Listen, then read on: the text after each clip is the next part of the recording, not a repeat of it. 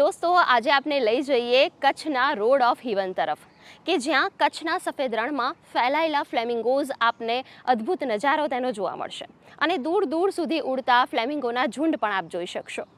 એવું લાગે કે જાણે કુદરતે એક સુંદર ચિત્ર અહીં ઊભું કરી દીધું છે. ગુજરાતની ધરતી ખરેખર ભાગ્યશાળી છે કે તેને આવા દૂર દરાજથી આવતા પક્ષીઓનું આગમન અને સ્વાગત કરવાનો મોકો મળે છે. તો ચાલો જોઈએ અને જાણીએ આ ફ્લેમિંગો વિશે.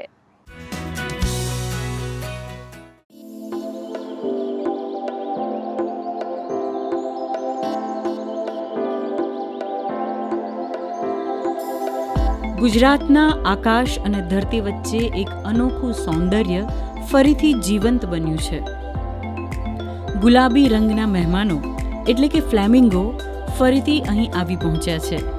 પશ્ચિમ ગુજરાતના કિનારા અને રણ વિસ્તાર હવે માત્ર પ્રકૃતિનો ભાગ નથી રહ્યા, પરંતુ જીવંત કેનવાસ બની ગયા છે, જ્યાં હજારો ફ્લેમિંગો એક સાથે વસે છે.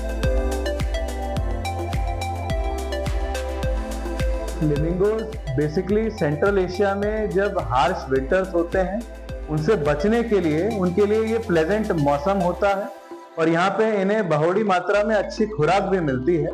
तो उसके लिए फ्लेमिंगोज इस फ्लाईवे पे आते हैं और ये इनका एक स्टॉप ओवर पॉइंट बनता है. रण ऑफ कच्छ काफ़ी यूनिक है अपने इकोसिस्टम के लिए, हैबिटाट के लिए.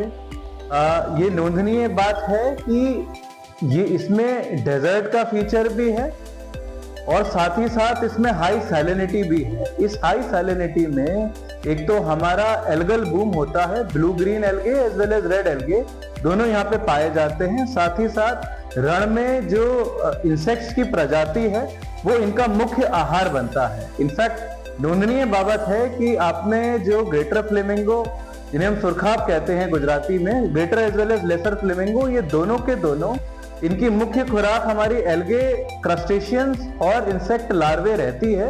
एंड इनका जो बॉडी का अडेप्टेशन है वो भी उसी के हिसाब से है कि they are able to filter out the salt और ये एल्गे को कंज्यूम कर सके. अगर जस्ट हम 5 साल पहले देखें तो जस्ट एक अंदाजा है कि अंदाजे हमारे 1 लाख के आसपास टोटल फ्लेमिंगो आते थे. वही संख्या बढ़ के इस समय अंदाजे 4 से 5 लाख फ्लेमिंगो हमारे पास अभी आ रहे हैं.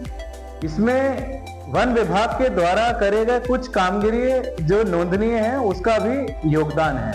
मैं उल्लेख करना चाहूंगा कूड़ा का जो विस्तार है वहाँ वो भी हमारा इसी सेंट्रल एशियन फ्लाईवे पे लाई करता है.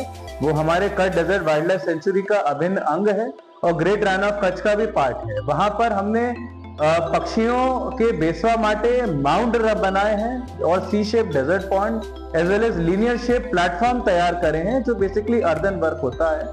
इसमें इफेक्टिवली क्या होता है कि हम उन्हें एक प्लेटफॉर्म प्रोवाइड कर रहे हैं जहां पे वो अपना अंडा ले डाउन करते हैं और उस अंडे का धोवाण नहीं हो रहा है. ये धोवाण जो हमने अटका दिया लार्जली, उसकी वजह से इनका ब्रीडिंग सक्सेस बढ़ जाता है और इसीलिए फ्लेमिंगो का प्रजनन सफलतापूर्वक होने में ये चीज मददगार शामिल हो रहा है. इस वर्ष भी हमने इस प्रकार से माउंट और सी शेप डेजर्ट प्लेटफॉर्म और लीनियर शेप प्लेटफॉर्म बनाए हैं. जो हमारे फ्लेमिंगोज हैं वो जब यहाँ पे रण काठे में पानी भरा होता है तो तब तक वो वहां पे वसाहट करते हैं. ये नोंदनीय है कि हमारा जो गए साल था उसमें काफी अनसीजनल रेनफॉल आई थी जिनकी वजह से रण का पानी पूरी तरीके से सूखा नहीं था. इनफैक्ट रोड टू हेवन के उस विस्तार में अभी भी पानी भरा हुआ है और यही कारण है कि फ्लेमिंगो को उनकी खुराक मिल पा रही है. इसीलिए हमें अभी भी छुटक कई जगह फ्लेमिंगो देखने को मिल रहे हैं.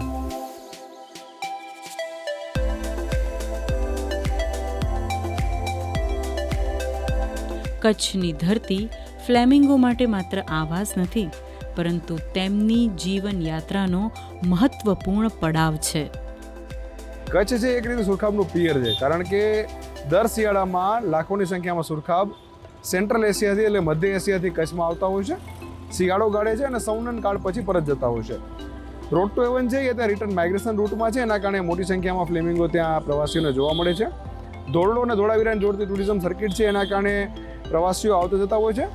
હાલ મુખ્ય આકર્ષણનું કેન્દ્ર એના માટે છે કે ઓફ સિઝન છે છતાં વાઇલ્ડ લાઈફ ફોટોગ્રાફર અને દેશ વિદેશથી લોકો એને જોવા માટે અત્યારે આવી રહ્યા છે, કારણ કે એકદમ નજીકની પ્રોક્સિમિટીમાંથી ફ્લેમિંગોને શૂટ કરી શકાય છે, જોઈ શકાય છે. તો અત્યારનો જે સમય છે એ સામાન્ય રીતે ગરમીનો સમય છે, છતાં પણ આટલી મોટી સંખ્યામાં સુરખાબ પક્ષીઓ અહીં જોવા મળી રહ્યા છે. તો જે લાખોની સંખ્યામાં ફ્લેમિંગો આવી રહ્યા છે એ એક વાઇલ્ડ ફોટોગ્રાફીનું એટ્રેક્શન બની રહ્યું છે. એવી જ રીતે કોમન મેન કે ટુરિસ્ટ હોય એને પણ અત્યારે ફોટોગ્રાફી વિડીયોગ્રાફી કરવાની ઈચ્છા વધી રહી છે.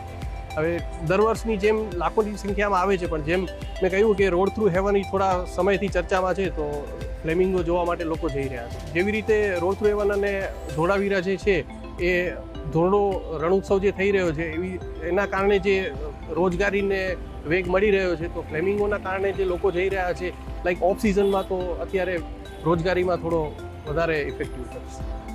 પર્યટન માટે પણ આ એક અનોખી ભેટ છે.